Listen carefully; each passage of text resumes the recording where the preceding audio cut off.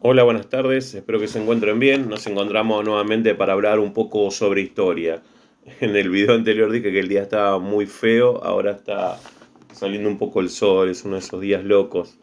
Bien, nosotros estamos hablando sobre historia, sobre la cuestión educacional, sobre la cuestión de la ciencia, la cuestión social, esa cuestión de darse cuenta que una parte de la sociedad no vivía igual que la otra, que había distintos aspectos de la sociedad que analizar. Esa es la cuestión social, pero puntualmente en este caso tiene que ver con la clase obrera, que tenía que visibilizar su forma de vida, que no era la adecuada para nada, y la clase obrera era importantísima para el desarrollo de una sociedad moderna. Bien, también vimos la cuestión educacional, la idea de que las grandes potencias se dan cuenta que había una cantidad de gente necesaria para este nuevo capitalismo, para esta nueva forma de producir, de industrializarse, que esas personas no entraban dentro de una fábrica. Era como tratar de meter un cuadrado dentro de un círculo, porque realmente no estaban preparados para estar en una fábrica. Eran personas que venían del campo con otros horarios, con otras formas de hacer, de vivir su día. Bueno, la escuela debía ser la encargada de formar obreros, en ese caso. Después vimos la cuestión de la ciencia, cómo un montón de aspectos modifican la vida de las personas y principalmente la salud de las personas. Y también llegamos a la cuestión sindical. La mayoría de los gobiernos veía como negativa la aparición y consolidación de sindicatos como una amenaza, algo peligroso. ¿Por qué? Porque el Estado no tenía posibilidad de intervenir o de participar en ese tipo de asociación social. Entonces, como no podía meterse, participar, opinar y encima controlaba a los trabajadores, recién acabo de explicar la importancia de la clase obrera para que un país se modernice, que sea parte de una industrialización. Imagínense que el Estado quería meter la cuchara ahí. Entonces, está en ese momento también, fin del siglo XIX, el surgimiento del socialismo. Y el socialismo veía un territorio fértil, fácil de cosechar a lo que voy, en los obreros. Y mediante, si los obreros participaban en el socialismo podía crecer rápidamente. Estados Unidos en los últimos años del siglo XVIII, en Estados Unidos en los últimos años del siglo XVIII, empieza a surgir la idea del sindicalismo. Estados Unidos es como el pionero en la conformación de asociación de trabajadores, pero todavía no se los llamaban sindicatos o no eran sindicatos como nosotros los conocemos. Desde las primeras décadas del siglo XIX, estas sociedades se habían convertido en verdaderos sindicatos. Recién ahí, como los conocemos nosotros, ¿no?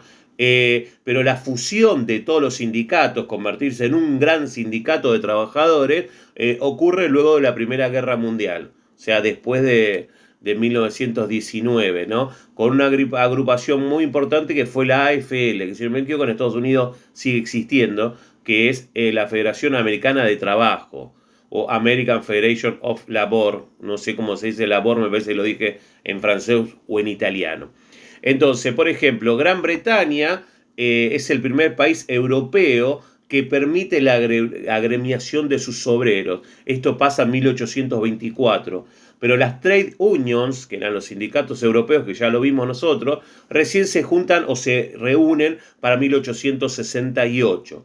En Alemania, la caída de Otto von Bismarck, traté de decirlo un poco en alemán, Otto von Bismarck en 1890. Este hombre fue un político, un estadista alemán, artífice de la unificación alemana y nexo internacionalmente con otros países. Cuando cae el amigo Otto, recién ahí se permite una rápida expansión del movimiento sindical. Significa que Otto no lo permitía. Entonces, por ejemplo, en Francia, esto pasa más tarde, para 1895 se constituye la CGT, la Confederación General del Trabajo, que también se replica en la Argentina. Nosotros tenemos al día de hoy, año 2021, la CGT, Confederación General del Trabajo. Nada más que en la Argentina hay dos CGT, están divididos, algunos participan, otros no. Es un poco desordenada la cosa. Ahora, ¿qué pasa? Esta CGT en Francia, para 1913, reunía más de 1 millón de afiliados. Era muchísimo. Bien, por uno de los últimos países de los que hablamos, Rusia, por ejemplo, que era una autocracia, es decir, era el gobierno de una sola forma de pensar, el gobierno de los zares, no lo permitía sin ninguna duda. El gobierno prohibía toda actividad gremial porque la consideraba subversiva. Subversiva hace referencia a estar en contra del gobierno. Si estaba en contra del gobierno, un gobierno autocrático, un poco dictatorial, no era para ellos bueno y obviamente no lo iba a permitir. Hubo pequeños intentos de sindicalismo en esta Rusia autocrática que obviamente fueron reprimidos muy rápidamente por el Estado. Después de la Primera Guerra Mundial, Japón también permite una federación sindical. De a poco se van acomodando al siglo, ¿no? A la modernización de los países. Bien, ahí les dejo una actividad y también para que lean un poco. Acá estaba la cuestión de la ciencia, no lo habíamos visto todavía. Bien, el avance de la medicina y todo eso, la cuestión de la ciencia, que se lo dejo para que lo lean un poco. No es que no lo quiera explicar, les cuento a mis alumnos de cuarto año, sino que siempre dejo una pequeña parte para que ustedes la interpreten. Leer es fabuloso, lo hacemos todos, pero no todos leemos en voz alta, no todos leemos bien y no todos comprendemos. Justamente ayer escuchaba una entrevista de el Apache Tevez, el futbolista de Boca, que ya con 30 y largos años contaba que él llegó a octavo a sexto o séptimo grado sin saber leer. Gran error del sistema educativo, sin ninguna duda, no culpa de él. Pero no sabía leer. Y el día de hoy, dice, yo leo un libro y para entenderlo lo tengo que leer 3 o 4 veces. Dice, y en la misma página me queda 1 hora, contaba. Porque no comprendía bien lo que leía. Por eso yo intento que en mis clases siempre haya un pequeño texto acorde al nivel en donde están. En los de cuarto con cierta dificultad, quinto con otra dificultad superior y en sexto otra como una dificultad inferior en segundo año.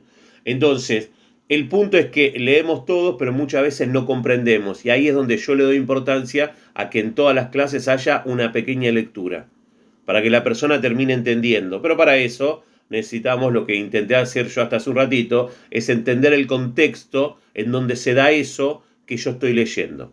Bien, les mando un abrazo, les dejo actividad. Nos vemos la semana que viene. Chao, buenas tardes.